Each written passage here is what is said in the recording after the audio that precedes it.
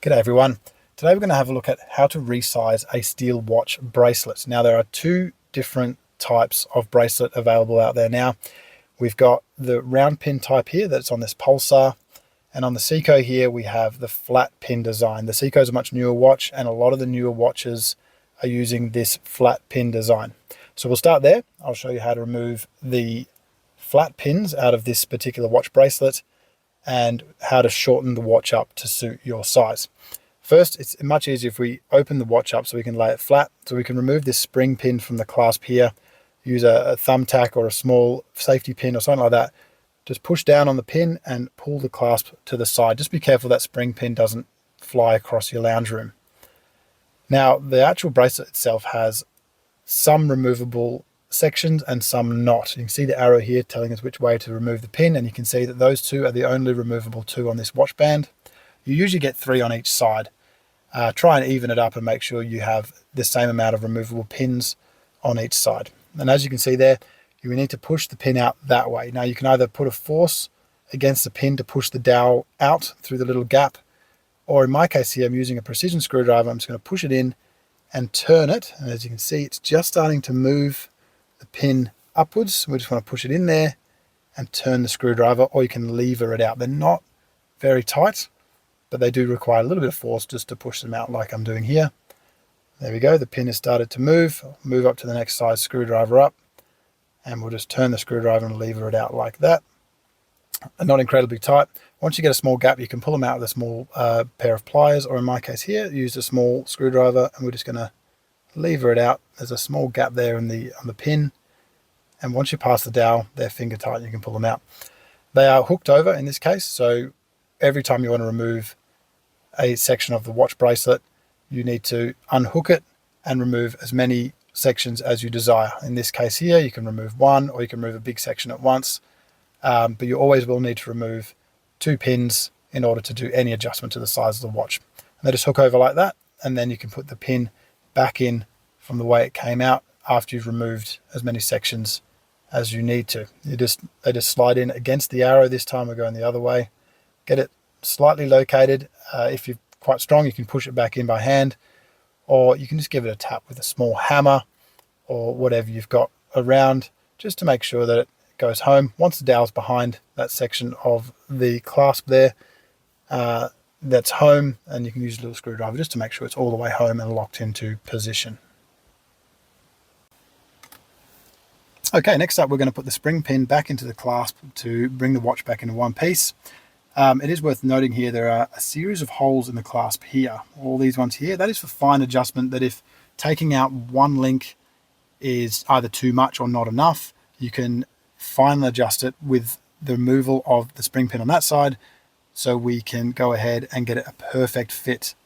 We're going to put the spring pin back into the hole it came out of on the bottom here, and then we're going to just push on the top of the spring pin with the precision screwdriver, and we're just going to push it back into the clasp. There's also 2 adjustments there. We can use either hole to get that perfect adjustment around your wrist, because the links are quite big, so either way you might be just out one link either way.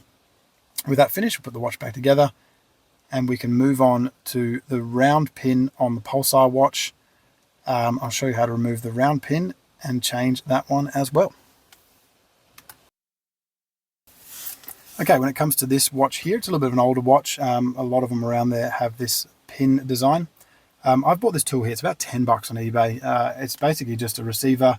It's got a little adjustment there to move the watch up and down, and we just screw this thread in to force the pin out.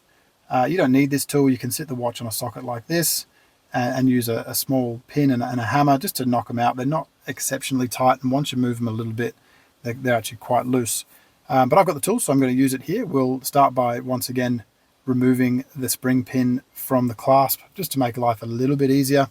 We'll notice we're on a soft bench here too, so we don't scratch the face of the watch. We'll just use a pin exactly the same as we did on the Seiko, and we're just going to load that up and remove the clasp.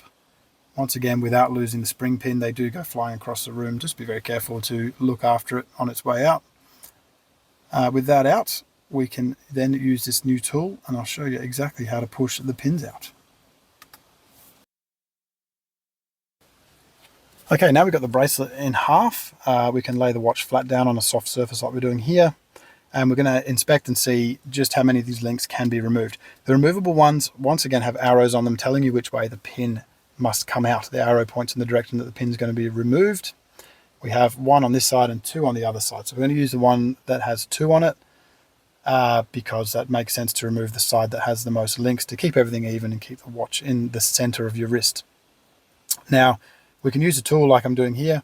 We just push the pin across into the receiver. They're not very tight. Or we can use a thumbtack or a hammer and a pin. You just need to remove them in the direction of the arrow. Just get them started.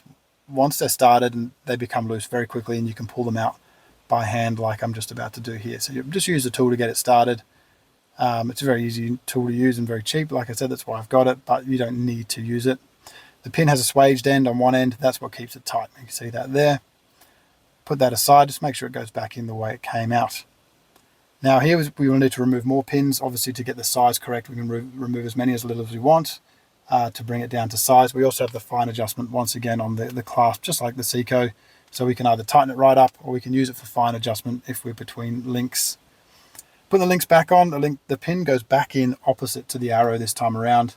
The pin will only go one way around. So if we see here, if you get it correct, it's straight in. If it's incorrect, it'll stop straight away. That's the locking end. So we'll put it the right way around like this.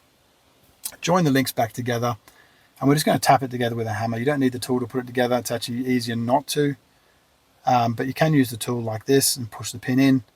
I find it much easier just to tap it in with a hammer and then use the tool just to finish it off, just to push the pin all the way home if you haven't been able to achieve that using a hammer. We'll just tap it in, then use the tool just to finish it off.